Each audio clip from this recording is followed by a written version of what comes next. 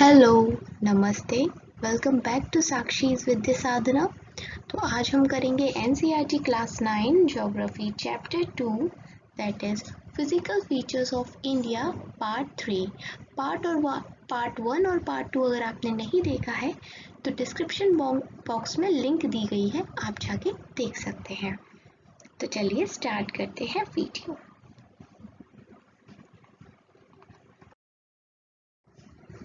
अब आप सोच रहे होंगे वीडियो स्टार्ट करने से पहले ही डू यू नो ये क्वेश्चंस क्या आ गए हमारे सामने। तो ये क्वेश्चंस उनके लिए है जो लोग पहले इन चैप्टर्स को पढ़ चुके हैं, और जिन लोगों ने नहीं भी पढ़ा है तो भी आपको एक बार अटेम्प्ट ज़रूर करना चाहिए। ज़रा सोचिए, क्या आपको इनके आंसर्स पता है। First question, what do you mean by physiography.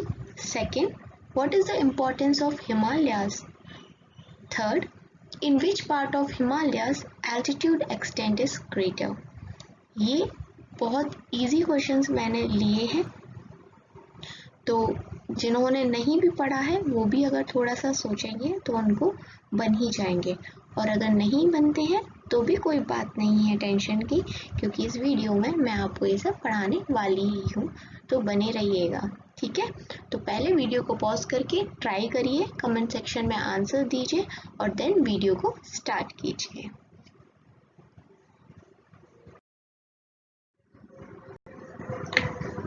Physiography.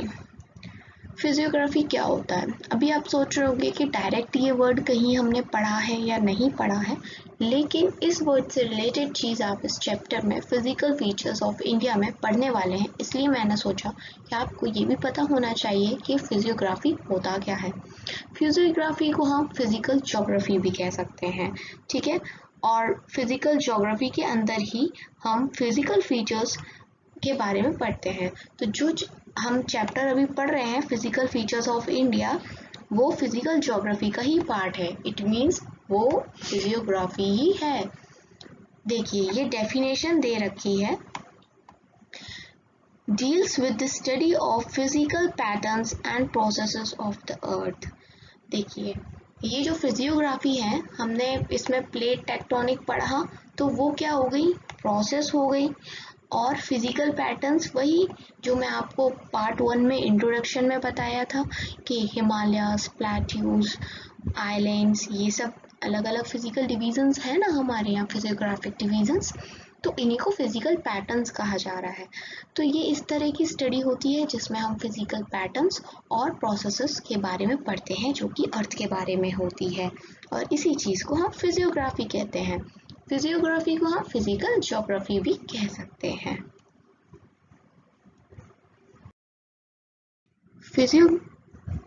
Physiography पढ़ने के बाद आइए देखते हैं फिजियोग्राफिक डिवीजन्स कौन कौन से हैं। वैसे तो मैं आपको ये बता चुकी हूँ, लेकिन इसमें और भी ज़्यादा अच्छे से हम एक्सप्लेन करेंगे इनको वन बाय वन। तो स्टार्ट करते हैं।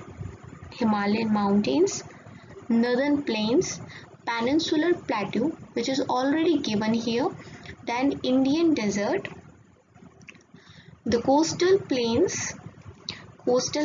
ये वाले हैं जो कि आपको इंडिया का एक मैप दिखाई दे रहा है ना। और ये ब्लैक जो इधर की बाउंड्री है, और फिर ये इधर, ये हमारे कोस्टल प्लेन्स हैं। जो वेस्ट साइड में जो प्लेन्स हैं उन्हें हम वेस्टर्न कोस्टल प्लेन कहते हैं, और जो ईस्ट की साइड में है उन्हें हम ईस्टर्न कोस्टल प्लेन कहते हैं। और ये सारी चीज़ों को मैं सारे फिजियोग्राफिक डिवीज़न को वन बाय वन अच्छे से डिटेल में पढ़ाऊंगी, और इस वीडियो में मैं आपको हिमालयस के बारे में पढ़ाऊंगी। तो let's start with the Himalayan mountain. Lifted by the subduction of Indian tectonic plate under Eurasian plate। ये मैं आपको पार्ट 2 में पढ़ा चुकी हूँ इस वाली बात को, कि कैसे हमारे हिमालयास फॉर्म हुए थे। पढ़ाया है ना कि किस चीज़ के सबडक्शन में हुए थे। एक प्लेट इस तरीके से दूसरी प्लेट के नीचे आ गई थी, इंडियन प्लेट ये रही, और ये थी यूरेशियन प्लेट, और उसी से क्या फॉर्म हो गया, मिलियंस ऑफ ईयर्स में हमारा Himalaya. Okay, then next point में लिखा हुआ है कि क्या है स्ट्रक्चर। अगर आप इनका देखें तो ये फोल्ड है, और जियोलॉजी अगर देखा जाए टाइम पीरियड के हिसाब से ये यंग है। ये भी मैंने आपको पार्ट 2 में बताया था कि ये जो माउंटेन्स हैं इनको हम यंग फोल्ड माउंटेन्स कहते हैं। आप और डिटेल में पढ़ने के लिए पार्ट 2 को विजिट कीजिए। Then run from west to east. देखिए ये वाला पार्ट वेस्ट है और ये वाला साइड हमारा ईस्ट है, तो ये माउंटेन्स यहाँ वेस्ट से ईस्ट की तरफ जा रहे हैं। ठीक है, तो eastern part of Himalaya have greater altitude extend than that of western. इसका क्या मतलब है? इसका ये मतलब है कि सपोज अगर हम ऐसी लगभग एक इमेजिनरी लाइन कर दें, ये वेस्ट का पार्ट है और ये अगर ईस्ट का पार्ट है, तो जो यहाँ पर माउंटेन्स है ना ये ज़्यादा लंबे हैं इन कंपैरिजन टू जो माउंटेन्स वेस्ट में है। ठीक है, यहाँ जो ईस्ट के माउंटेन्स हैं वो ज़्यादा हाइट पे हैं। तो अब हम देखेंगे इम्पोर्टेंस ऑफ हिमालय। ये टॉपिक अपने आप में बहुत ही इम्पोर्टेंट टॉपिक है और अक्सर लोग इसे मिस कर देते हैं, लेकिन हम नहीं करेंगे, हम इस टॉपिक को पूरी तरीके से कवर करेंगे। सो देखिए, तो पहली चीज़ है Himalaya do not allow cold winds from central Asia to enter India. देखिए यहाँ सेंट्रल एशिया वाला इलाका है, यहाँ से जो कोल्ड विंड्स हैं वो इंडिया में घुसने की कोशिश करती हैं, इस तरीके से आती हैं वो, लेकिन यहाँ हमारा क्या है हिमालय, हिमालय से टकराकर वो वापस चली जाती है और इंडिया में नहीं आ पाती हैं।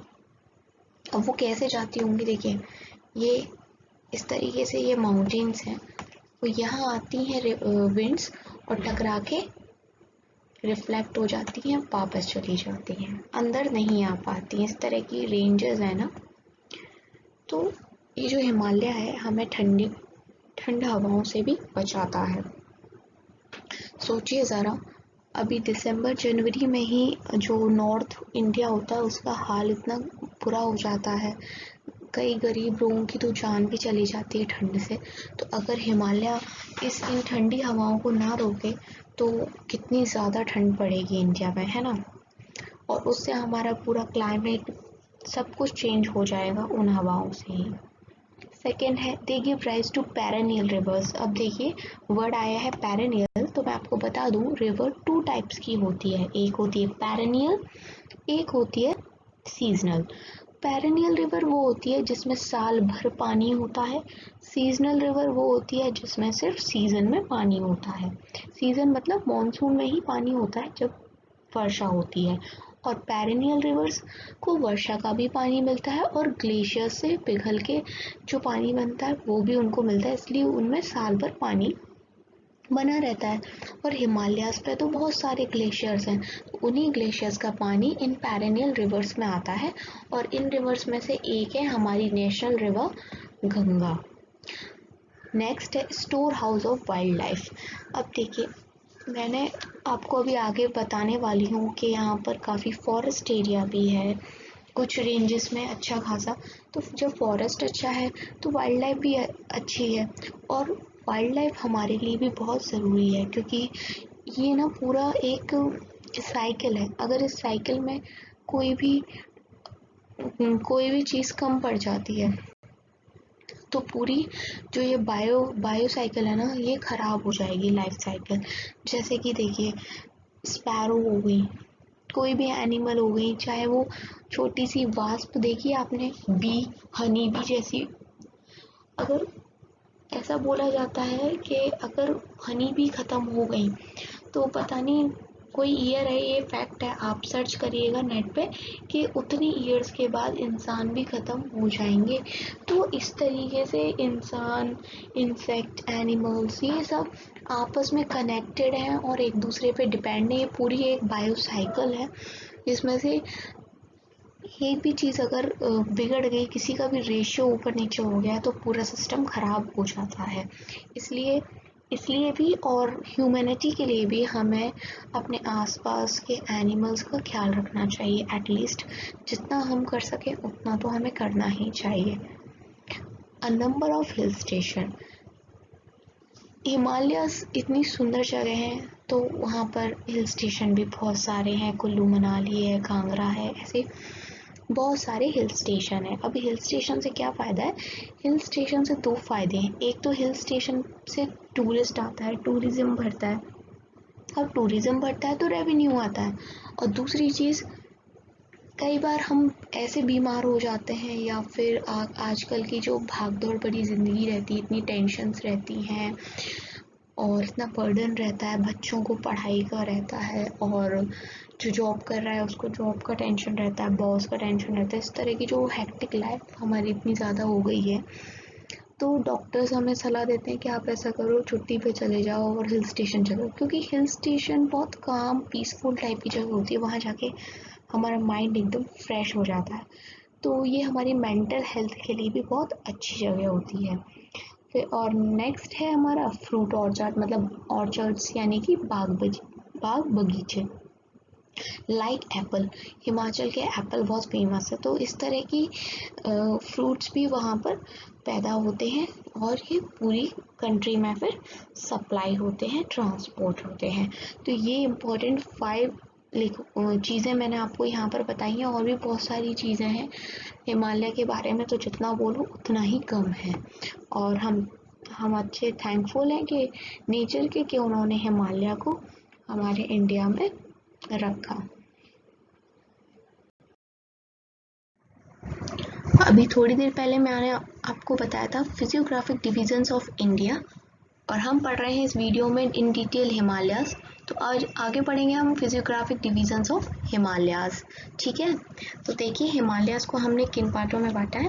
देखिए, एक और चीज़ होती है ट्रांस हिमालय नाम से, वो आपकी क्लास 9 में इतना दिया नहीं है उसके बारे में, क्योंकि वो आपके सिलेबस का नहीं है, तो मैंने कवर नहीं किया, और ना ही उसको young fold mountains in Himalayas का पार्ट माना जाता है। ऐसा माना जाता है कि ट्रांस हिमालय पहले ही बन गया था। ये जो रेंज हिमालय की रेंज में आपको बताने वाली हूँ, इनसे पहले ही वो बन चुका है ट्रांस हिमालय। ठीक है, तो उसको हम नहीं कवर करने वाले, हम हिमालय की रेंजेस के बारे में पढ़ने वाले हैं। तो पहली है द ग्रेटर हिमालयस, और इसको हिमाद्री भी कहते हैं।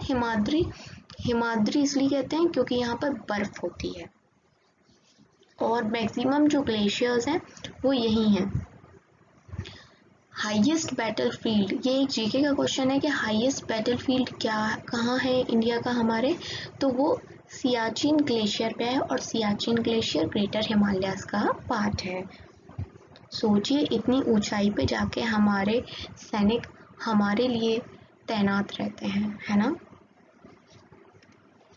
सेकंड है द लेसर हिमालयाज, और इसको हिमाचल भी कहा जाता है। ठीक है, नेक्स्ट है द आउटर हिमालयाज और शिवालिक्स। तो ये हो गई डिवीजन ऑफ हिमालयाज। आइए एक एक करके इनको पढ़ते हैं इन डिटेल। तो चलिए अब पढ़ लेते हैं ग्रेट हिमालयाज और ग्रेटर हिमालयाज के बारे में। दोनों ही इसके नाम हैं, आप किसी भी नाम से इसको मेंशन कर सकते हैं, लिख सकते हैं इसके बारे में। The greater Himalayas are about 25 kilometre wide and with an average of 6100 metres. यहाँ आपको देखना है कि यूनिट्स का ध्यान रखना है। 25 किलोमीटर है एंड 6100 मीटर्स है। जब चौड़ाई की बात आएगी तो आप किलोमीटर्स को करेंगे, और जब आप हाइट देखेंगे, लंबाई देखेंगे, तो आप मीटर्स में करेंगे। Most of the lofty peaks of Himalaya lie in the zone like Mount Everest, Kanchenjunga, नंगा पर्वत, धौलागिरी, अन्नपूर्णा, है ना, और Badrinath, Nanda Devi, and many other like Kamet और गोसाइथन, मंसालू, बहुत सारे हैं। तो ये ज़्यादातर जो हाईएस्ट पीक हैं वो इसी रेंज में पाई जाती हैं, ग्रेट हिमालयाज का पार्ट होती हैं। It is composed of igneous and metamorphic rocks. ये किससे बना हुआ है? इग्नियस और मेटामॉर्फिक रॉक से। और यहाँ पर लेस रेनफॉल होती है अगर हम कंपेयर करें लेसर और शिवालिक हिमालयाज से। अब रेनफॉल अगर कम है तो फॉरेस्ट भी कम होगा, तो इससे आप एक और पॉइंट याद करिए कि less rainfall and little forest, come forest भी कम होता है। अब ये जो रेंज है ये किन किन कंट्रीज में है, देखिए चाइना में है, पाकिस्तान में, नेपाल में, और ऑब्वियसली हम फिजियोग्राफिक डिविजन्स ऑफ इंडिया पढ़ रहे हैं और उसमें हिमालयस पढ़ रहे हैं, इट मीन्स ये इंडिया का तो पार्ट है ही। आइए अब हम देखते हैं लेसर हिमालयाज। लेसर हिमालय और वी कैन से हिमाचल, इसकी जो एवरेज हाइट होती है वो 3700 से लेके 4500 मीटर्स तक होती है। याद रखिएगा, बार बार बोल रही हूँ, हाइट हमेशा हम मीटर्स में लेंगे और विड्थ को हम किलोमीटर में लेंगे। विड्थ को हम किस में लेंगे? किलोमीटर में, और हाइट को लेंगे हम मीटर्स में। और जो हमने इससे पहले पढ़ी थी ग्रेटर हिमालय, उसमें एवरेज हाइट कितनी थी? उसमें थी 6100 मीटर, ठीक है, और इसमें कितनी है? लास्ट 4500 मीटर्स तक। Consist of famous valley of Kashmir, the Kangra and Kullu in Himachal Pradesh, well known for its hill station. आपने सुना होगा कुल्लू मनाली के बारे में, ये तो बहुत ही फेमस हिल स्टेशन है। तो ये सारे हिमाचल प्रदेश में है, और कांगड़ा और कुल्लू जो है वो हिमाचल प्रदेश में है, और ये किसका पार्ट है? लेसर हिमालय का पार्ट है। और अभी जब 370 का टाइम चल रहा था ना, 370 आर्टिकल्स को हटाने का टाइम चल रहा था, तब न्यूज़ में ये आ रहा था सुनने को कि घाटी में शांति है, घाटी में ये है, घाटी में वो, इस तरह की घाटी जो वो बोल रहे थे। तो घाटी को इंग्लिश में कहते हैं वैली, और आर्टिकल कहाँ हटाया गया था? कश्मीर में, तो वो कश्मीर की घाटी ही है, ठीक है, इसलिए वो लोग बोल रहे थे valley of Kashmir. Pir Panjal forms the longest and most important range.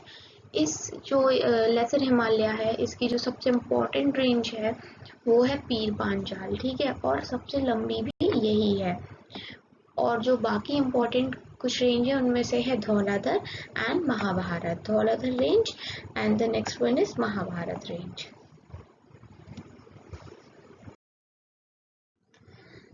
तो लास्ट जो हमारी हिमालय की रेंज है वो है शिवालिक, जिसको outer most range of Himalaya भी कहा जाता है। इसकी जो चौड़ाई होती है वो ईस्ट में कम होती है, दैट इज 8 किलोमीटर अप्रॉक्स, और वेस्ट में इसकी चौड़ाई ज़्यादा होती है, दैट इज 45 किलोमीटर। हाइट इसकी 900 से 1500 मीटर्स तक होती है। यूनिट्स पे दोबारा मैं बोल रही हूँ, ध्यान दीजिएगा, जब विड्थ की बात आएगी तो किलोमीटर और हाइट मीटर में। ये वेस्ट में चौड़े होते हैं, ब्रॉडर होते हैं, और ईस्ट में थोड़े से सकरे यानी पतले होते हैं, नैरो होते हैं। The Shivaliks are also among the richest fossil sites for large animals in Asia. Fossil fuels तो आपको पता होगा, फॉसिल्स क्या होते हैं? जो एनिमल्स पहले मर जाते हैं, फिर वो ज़मीन में जो उनके रिमेन्स बचते हैं, दैट इज़ फॉसिल्स। तो ये सबसे ज़्यादा जो फॉसिल्स पाए जाते हैं एशिया में वो शिवालिक्स की रेंज में ही पाए जाते हैं। These valleys are covered with thick gravel and alluvium. और इनकी जो वैलीज है यहाँ पर छोटे छोटे वो चिकने चिकने जो पत्थर होते हैं उनको ग्रेवल्स कहते हैं, वो पाए जाते हैं, और एलुवियम पाया जाता है, ठीक है, that will become alluvium soil. और ये किससे बना होती है? सैंडस्टोन, क्ले और लाइमस्टोन। तो सैंडस्टोन, क्ले और लाइमस्टोन हमें कहाँ से मिलता है? Outer range of Himalayas, that is Shivaliks. तो हमने तीनों रेंज पढ़ ली हिमालयाज की। अब हम पढ़ेंगे डून्स के बारे में, या दून्स के बारे में। तो शिवालिक और लेसर हिमालय जो कि सेकेंड रेंज और थर्ड रेंज के होती हैं, उनके बीच में एक लॉन्गिट्यूडनल वैली होती है, और उसी वैली को, उसी घाटी को हम डून्स कहते हैं। मैं यहाँ पिक्चर भी लगा सकती थी इसकी, फोटो कहीं से लेके, लेकिन मैंने सोचा कि आपको कुछ ट्राई करती हूँ खुद से समझाने की। तो ये मैंने 2 माउंटेन्स बनाए हैं, और उन माउंटेन्स के बीच में जो ग्रीन ग्रीन पोर्शन है ये एक वैली है। वैली मतलब घाटी, और इन्हीं घाटी को हम कहते हैं देहरादून, कोथरी या पोटली। ये भी घाटियाँ ही हैं जो कि लेसर और शिवालिक हिमालय के मध्य में स्थित हैं। सो यहीं पे हमारी वीडियो का एंड होता है। Thanks for watching. अगर आपको ये वीडियो पसंद आया हो तो लाइक ज़रूर कीजिएगा, और इससे पहले के पार्ट अगर आपने नहीं देखे हैं तो डिस्क्रिप्शन बॉक्स में जाके लिंक से आप उन पार्ट्स को देख सकते हैं। Thank you.